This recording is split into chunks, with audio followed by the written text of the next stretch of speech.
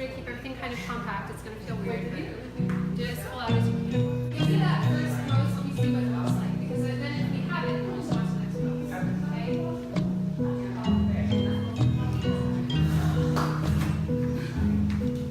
Oh! Yeah, I mean, I'm happy with that. So let's go to the next pose. Okay.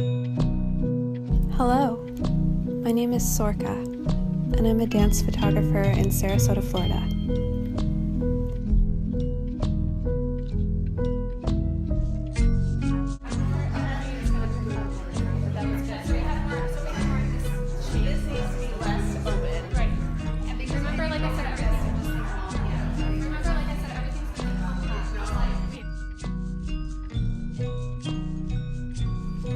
My very first memories of my life are watching the Nutcracker Ballet and going through my parents' art books of Europe.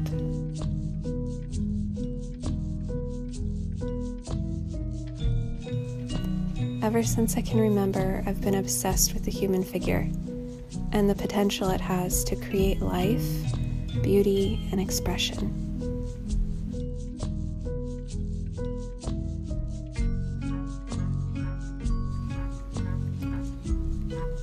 When I was about 5 years old, my first ballet teacher told my mother that I had a natural grace, that my studies in dance should continue.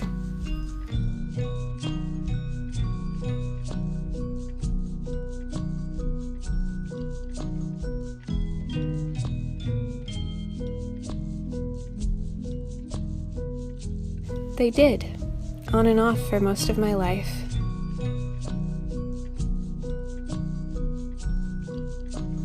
But I became frustrated with the rules of dance class. Hold on, show me what a pike is.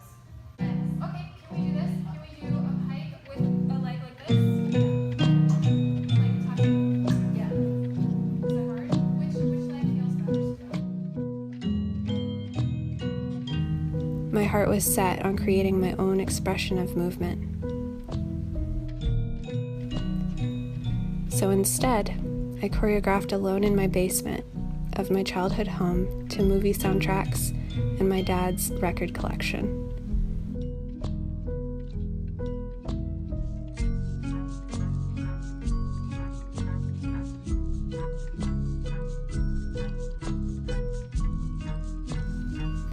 At one point I decided that I wanted to be a choreographer instead of a dancer.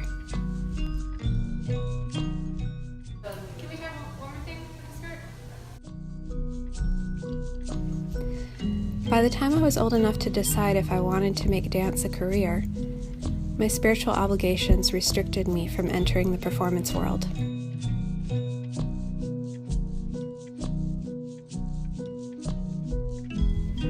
With a somber heart, I chose the path of the observer instead.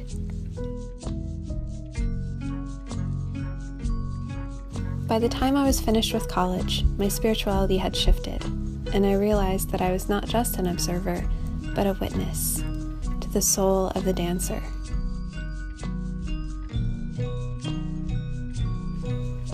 Not just to their form and figure, but their connection to the divine presence through movement.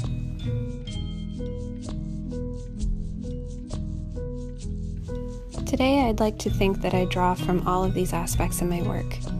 My awe in the human figure, my interest in directing the gesture, and my witness to divinity. I like this better. I like this one. Wait, do you like that better too? Yeah. Okay, good. We're syncing. When I'm not working as a photographer, I'm working as a figure model. It helps me keep in mind the formal aspects that I so much loved in my parents' old European art books. It helps me romanticize the gesture. And it helps me keep a physical connection to what kind of energy we might be holding in our body when we create a pose.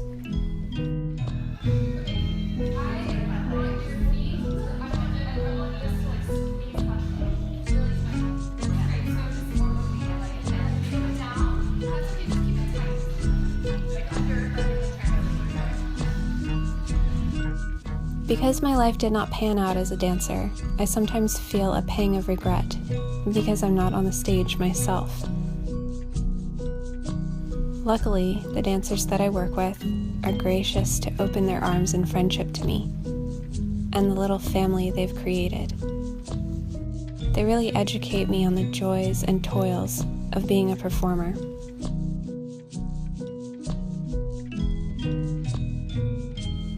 I watch them sacrifice so much just for a few short moments, and I honor them as warriors. I feel enough a part of them that it removes my regret, and also feel lucky that I have my freedom in the way that I do, the same way I felt outside of dance class as a little girl, choreographing in my parents' basement. I'm beginning to know that my purpose is to really see the light inside of them, and to show this to other people, so that they can connect with that presence within themselves. I feel we are all vessels for some divine expression.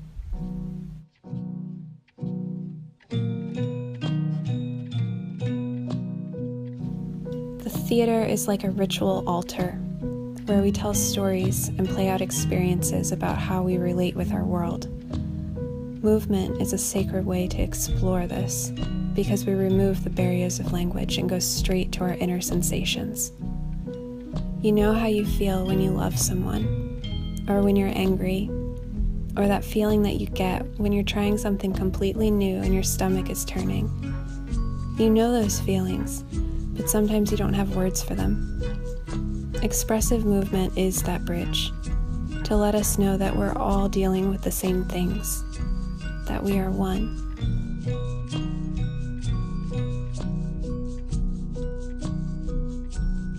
And when we remove that expression from our theatrical altar, it becomes even more powerful. It then begins to physically and mentally connect us, to draw us to source, to raise our vibration, to heal us. One lone figure can celebrate the magnitude of the universe in the privacy of their own bedroom, even without music.